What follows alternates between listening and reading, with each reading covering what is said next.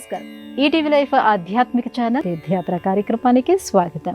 ఒకవైపున పరమశివుడు, మరోవైపున శ్రీమన్నారాయణుడు అనుక్షణం లోక శ్రేయస్సును గురించిన ఆలోచన చేసినట్టుగా మనకి ఆయా సందర్భాల వలన తెలుస్తుంది. అసురుల వలన సాధుజీవుల ప్రశాంతమైన జీవితానికి భంగం వాటిల్లినప్పుడు ఆదిపరాశక్తి అయిన అమ్మవారు కూడా రంగంలోకి దిగిన తీరు మనకి పురాణాలలో కనిపిస్తుంది. అలా దుర్గాదేవియే నైనాదేవిగా పూజలందుకునే క్షేత్రం హిమాచల్ ప్రదేశ్లోని నైనీలో కనిపిస్తుంది. 51 శక్తి పీఠాలలో ఒకటైన ఈ శక్తి క్షేత్రమే నేటి మన తీర్థయాత్ర.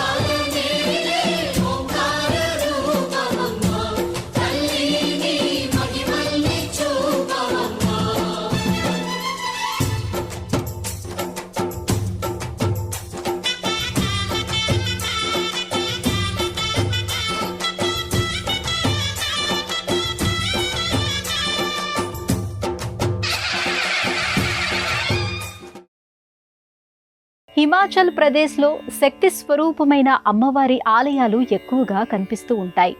ప్రతి అమ్మవారి ఆలయం వెనుక లోక కళ్యాణ కార్యం ఆధారపడి ఉండటం విశేషం.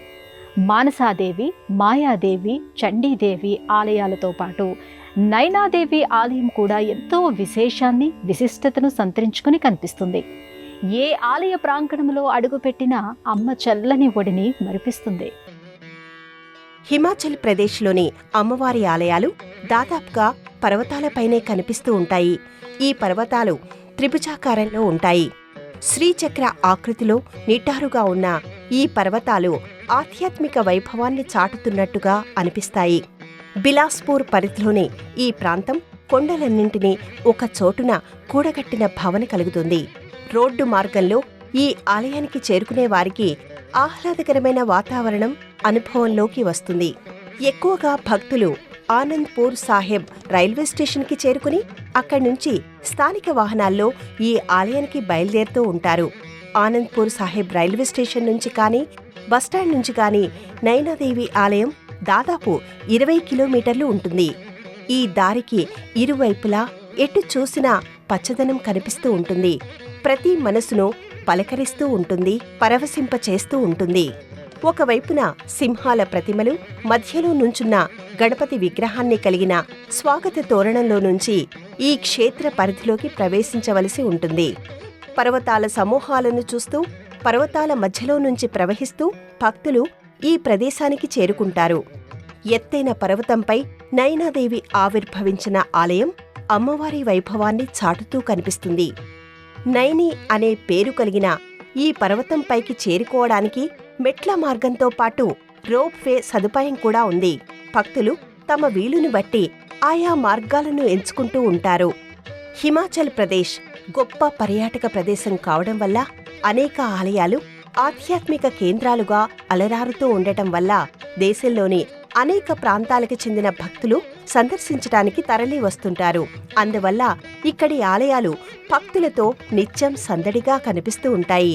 ఇటు మెట్ల మార్గంలోనూ, అటు కేబుల్ కార్ల దగ్గర కూడా మనకి భక్తుల రద్దీ కనిపిస్తూనే ఉంటుంది. మెట్ల మార్గం పూర్తయిన తర్వాత ప్రధానమైన ఆలయ ప్రాంగణం కనిపిస్తుంది. స్వర్ణ వర్ణంలో మెరిసే విమాన గోపురంతో, శిఖరాలతో, మందిరాలతో ఈ పాలరాతి ఆలయం విరాజిల్లుతూ ఉంటుంది. ఇక్కడ ఏర్పాటు చేయబడిన క్యూలైన్ల ద్వారా భక్తులు అమ్మవారి దర్శనానికి వెళ్లవలసి ఉంటుంది. దుర్గాదేవియే ఇక్కడ నైనాదేవిగా పూజలు అందుకుంటుందనే విషయానికి సూచనగా ప్రధానమైన ద్వారానికి ఒకవైపున దుర్గాదేవి నిలువెత్తు చిత్రపటాన్ని ఏర్పాటు చేశారు.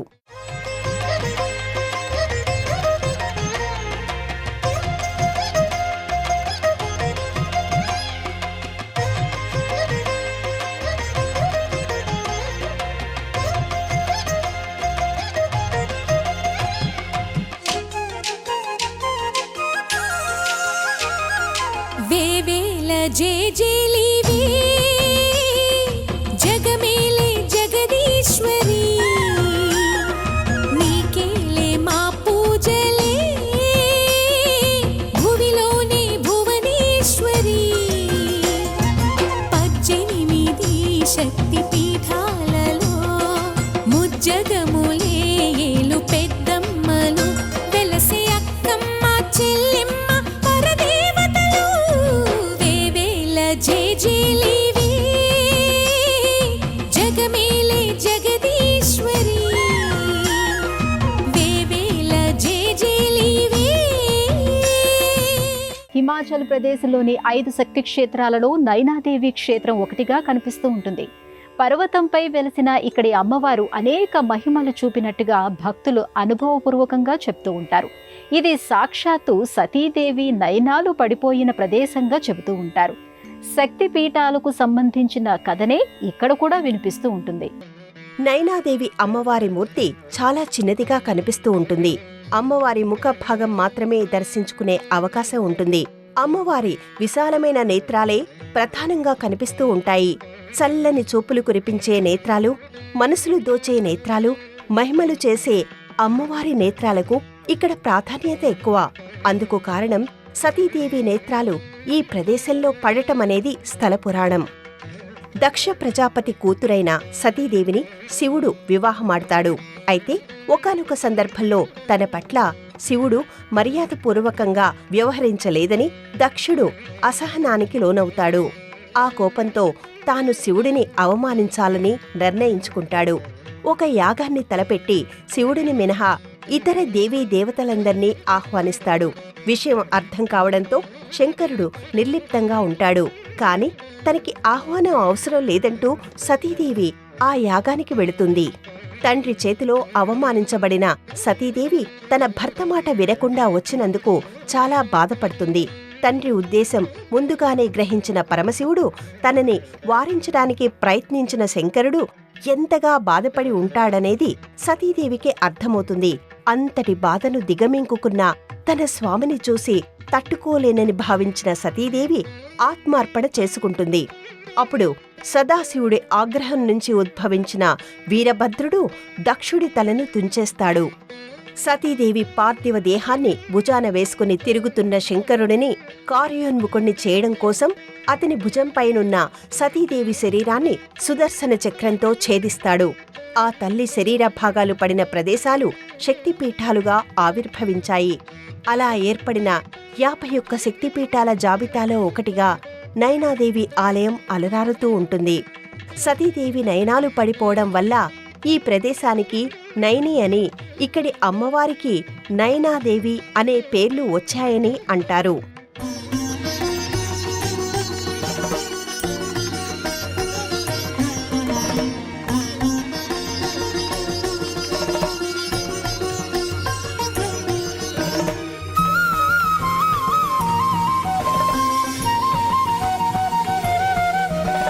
नमस्ते शरण्ये शिवे सानुकम्पे नमस्ते जगद्व्यापिके विश्वरूपे नमस्ते जगद्वन्द्यपादारविन्दे नमस्ते जगत्तारिणि त्राहि दुर्गे नमस्ते जगच्चिन्त्यमानस्वरूपे नमस्ते महायोगि विज्ञानरूपे नमस्ते नमस्ते सदानन्दरूपे नमस्ते जगत्तारिणि त्राहि दुर्गे अनाथस्य दीनस्य तृष्णातुरस्य भयार्तस्य भीतस्य बद्धस्य जन्तोः त्वमेका गतिर्देवि निस्तारकर्त्री नमस्ते जगत्तारिणि त्राहि दुर्गे. ఇక్కడ ఆవిర్భవించిన అమ్మవారికి నైనాదేవి అనే పేరు రావడానికి గాను స్థానికంగా మరో కథనం వినిపిస్తూ ఉంటుంది. అలాగే ఈ శక్తిపీఠాన్ని మహిష పీఠంగా పిలవటానికి గల కారణంగా కూడా మరో కథనం వినిపిస్తూ ఉంటుంది. అయితే ఈ కథనాలు చెబుతున్నది ఒకటే, అమ్మవారు ఇక్కడ ప్రత్యక్షంగా ఉందని, ఆర్తితో పిలిస్తే ఆదుకుంటుందని.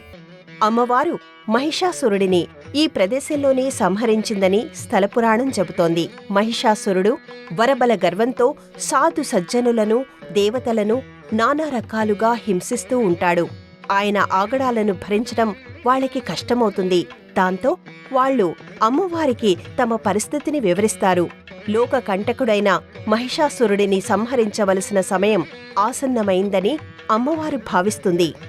మహిషాసురుడికి గల వరాలను దృష్టిలో పెట్టుకుని దుర్గాదేవి రంగంలోకి దిగుతుంది. అయితే అమ్మవారి సమ్మోహన రూపం పట్ల మహిషాసురుడు ఆకర్షితుడవుతాడు. తనని వివాహం చేసుకోవలసిందిగా కోరతాడు. తనకంటే శక్తివంతుడినే తాను వివాహం చేసుకోవాలని అనుకుంటున్నానని దుర్గాదేవి అంటుంది. తనతో పోరాడి అతని పరాక్రమాన్ని నిరూపించుకోమని చెబుతుంది. దాంతో ఆ రాక్షసుడు అమ్మవారితో యుద్ధానికి దిగుతాడు. ఇద్దరి మధ్య భీకరమైన పోరాటం మొదలవుతుంది. లోక కళ్యాణం కోసం జరుగుతున్న ఈ యుద్ధాన్ని చూడడానికి ఇంద్రాది దేవతలు తరలివస్తారు. అసురలోకం కూడా హడలిపోతుంది. సాక్షాత్తు జగన్మాతతో జరుగుతున్న ఆ యుద్ధానికి ప్రకృతి శక్తులు ప్రేక్షకులుగా మారిపోతాయి. వారందరి సమక్షంలో అమ్మవారు మహిషాసురుడి శిరస్సును ఖండిస్తుంది.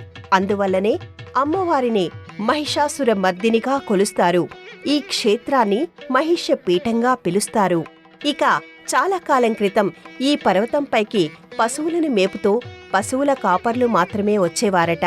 అప్పటికి అమ్మవారి మూర్తి ఇక్కడ ఎలాంటి పూజలు లేకుండా ఉంది. అమ్మవారి స్వయంభూ మూర్తిపై ఒక ఆవు పాలధారలు విడుస్తూ ఉండటం నైనా అనే ఒక బాలుడు చూస్తాడు. ఆ రాత్రి అతనికి ఒక కల వస్తుంది. శిలారూపంలో ఉన్నది తానేనని అమ్మవారు చెబుతుంది. మరునాడు ఉదయాన్నే ఆ బాలుడు ఈ విషయాన్ని కుటుంబ సభ్యులకు చెప్పడం, వాళ్ళు ఈ సంగతిని రాజా వీర్చంద్కి వివరించడం చేస్తారు. అప్పుడు స్వయంగా ఆ ప్రదేశానికి వెళ్లిన వీర్చంద్ ఆ బాలుడు చెప్పిన సంఘటనను ప్రత్యక్షంగా చూస్తాడు. అదే ప్రదేశంలో అమ్మవారికి ఆలయాన్ని నిర్మించడానికి చకచకా సన్నాహాలు చేస్తాడు. అలా ఇక్కడ అమ్మవారి ఆలయం నిర్మితమైందని చెబుతారు. నైనా అనే ఒక బాలుడి కారణంగా అమ్మవారు వెలుగులోకి రావడం వల్ల నైనాదేవిగా పిలువబడుతుందని అంటారు. నైనాదేవి అమ్మవారి ఆలయ ప్రాంగణంలోనే ఉపమందిరాలు కూడా కనిపిస్తాయి. ఒక మందిరంలో శివుడు, భైరవుడు, గణపతి, మరో మందిరంలో లక్ష్మీనారాయణుడు, హనుమంతుడు కొలువై ఉంటారు. అమ్మవారిని దర్శించుకున్న భక్తులు ఆ తర్వాత ఉపాలయాల సన్నిధికి వెళుతూ ఉంటారు. ఇదే సన్నిధానంలో ఒక రావి చెట్టు ఉంటుంది. భక్తులు తమ మనసులోని కోరికలను అమ్మవారికి చెప్పుకొని ఈ రావి చెట్టుకు ముడుపు కడుతూ ఉంటారు. ఒకవైపున రోప్వే ద్వారా, మరొక వైపున మెట్ల ద్వారా ఈ పర్వతంపైకి చేరుకునే భక్తులతో ఇక్కడ రద్దీ వాతావరణం కనిపిస్తూ ఉంటుంది. ఈ పర్వతంపై నుంచి చూస్తే చుట్టూ ఉన్న పర్వతాలతో సాన్నిహిత్యం ఏర్పడినట్టుగా అనిపిస్తుంది. పచ్చదనమంతా పర్వతం నీడలోకి చేరుతున్న భావన కలుగుతుంది. దూరంగా కనిపించే గోవింద్ సాగర్ సరస్సు చల్లని గాలి తెమ్మెరలను పంపుతూ ఉంటుంది. ప్రతి మనసుకు ఉల్లాసాన్ని, ఉత్తేజాన్ని పంచుతూ ఉంటుంది.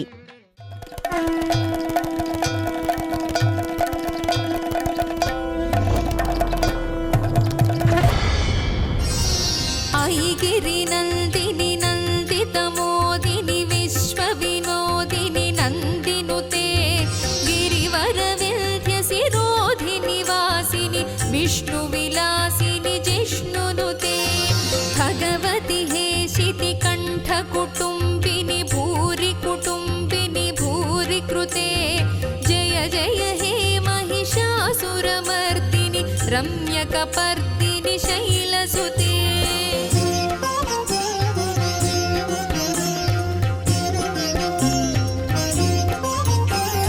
సురవరవర్షిణి దుర్ధరధర్షిణి దుర్ముఖమర్షిణి హర్షరతే త్రిభువన పోషిణి శంకరతోషిణి కల్మషమోచని ఘోరరతే తనుజని రోషిణి దుర్మదశోషిణి దుఃఖ నివారిణి సింధుసుతే జయ జయ హే మహిషాసురమర్దిని రమ్యకపర్దిని శైలసుతే.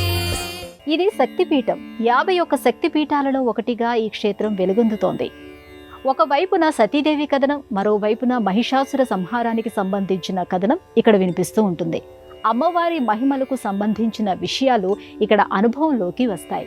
అలాంటి ఈ క్షేత్రంలో అత్యంత నియమనిష్టలతో పూజాభిషేకాలు జరుగుతూ ఉంటాయి. భక్తుల మనోభిష్టాలు నెరవేరుస్తూ ఉంటాయి. పర్యాటక పరంగా ఈ ప్రదేశంలో నిరంతరం రద్దీ కనిపిస్తూనే ఉంటుంది. అమ్మవారి దర్శనం కూడా చేసుకోవచ్చని ఆలోచన చేసేవారు కూడా ఉంటారు. అమ్మవారి దర్శనం కోసం మాత్రమే వచ్చే భక్తుల సంఖ్య కూడా ఎక్కువగానే ఉంటుంది. మంగళ, శుక్రవారాల్లో మనకి ఈ సంఖ్య తెలుస్తుంది. ఇక శ్రావణ, కార్తీక మాసాల్లోనూ భక్తుల సంఖ్య భారీగానే కనిపిస్తుంది. ఆ రోజుల్లో మహిళా భక్తుల తాకిడి ఎక్కువే. చైత్ర నవరాత్రుల్లోనూ, దసరా నవరాత్రుల్లోనూ ఇక్కడ ప్రత్యేకమైన పూజలు జరుగుతూ ఉంటాయి. సాక్షాత్తు దుర్గాదేవి ఇక్కడ మహిషాసురుడిని సంహరించినట్టుగా చెబుతున్న స్థల పురాణం కారణంగా శరన్నవరాత్రుల్లో ఈ ఆలయానికి చుట్టుపక్కల ప్రాంతాల నుంచి కూడా భక్తులు పెద్ద సంఖ్యలో తరలివస్తుంటారు. అమ్మవారికి చీర సారెలతో పాటు తీపి పదార్థాలను సమర్పిస్తూ ఉంటారు. ఇక్కడి అమ్మవారిని పూజించడం వల్ల అనారోగ్యాలు, ఆపదలు తొలగిపోతాయని భావిస్తారు. దుష్ట శక్తుల బారి నుంచి, వివిధ రకాల దోషాల నుంచి విముక్తి కలుగుతుందని విశ్వసిస్తూ ఉంటారు. భయాలు, శత్రుబాధలు దూరమవుతాయని బలంగా నమ్ముతూ ఉంటారు. ముఖ్యంగా నేత్ర సంబంధమైన వ్యాధులు తగ్గుతాయని విశ్వసిస్తూ ఉంటారు. ఆయా సమస్యల నుంచి బయటపడిన వారు అమ్మవారికి వెండితో చేసిన నేత్రాలను సమర్పించడం ఇక్కడ ఎక్కువగా కనిపిస్తుంది. ఇది శక్తిపీఠం కావటం వల్ల ఈ ఆలయానికి వచ్చే భక్తుల సంఖ్య ఎక్కువగానే ఉంటుంది. అలాగే పర్వతంపై గల ఈ ఆలయానికి చేరుకోవడానికి రోప్వే సదుపాయం ఉండటం వల్ల పర్యాటక ప్రదేశంగా కూడా ఇది మనసు దోచుకుంటుంది. చుక్కల పల్లకీలో నుంచో, రెక్కల పర్వతంపై నుంచో పరిసరాలను చూస్తున్నట్టుగా అనిపిస్తుంది. ఇటు వినోద విహారం, అటు ఆధ్యాత్మిక ప్రయాణం ప్రతి ఒక్కరి మనసు పాత్రలో ఉల్లాసాన్ని ఒంపుతుందని చెప్పవచ్చు. ఒకవైపు నుంచి భక్తులు, మరోవైపు నుంచి పర్యాటకుల కారణంగా ఈ ఆలయానికి నిరంతరం భక్తుల తాకిడి ఉంటుంది.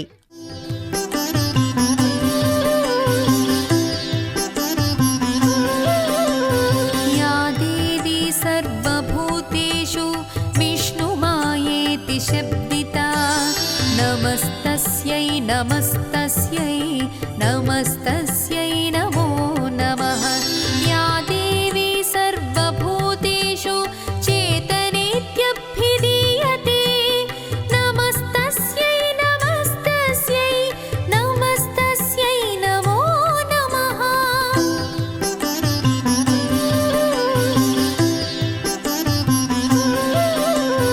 యా దేవీ సర్వభూతేషు బుద్ధిరూపేణ సంస్థితా నమస్తస్యై నమస్తస్యై నమస్తస్యై నమో నమః. యా దేవీ సర్వభూతేషు నిద్రారూపేణ సంస్థితా నమస్తస్యై నమస్తస్యై నమస్తస్యై నమో నమః.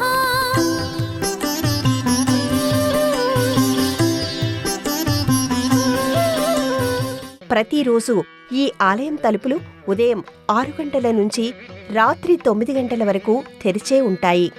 సాధారణంగా నైనీకి ఢిల్లీ, చండీగఢ్, సిమ్లా వైపు నుంచి ఎక్కువ మంది యాత్రికులు, భక్తులు వస్తుంటారు.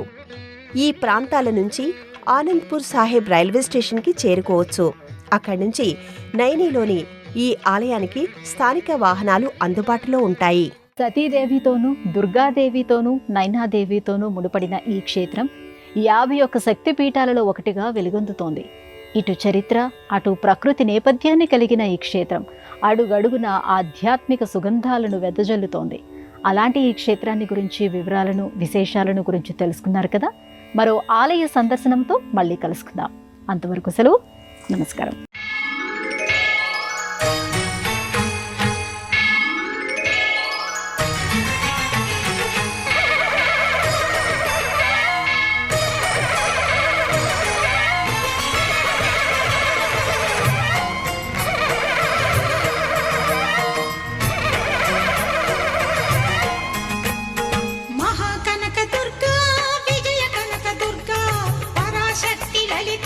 శివానంద చరిత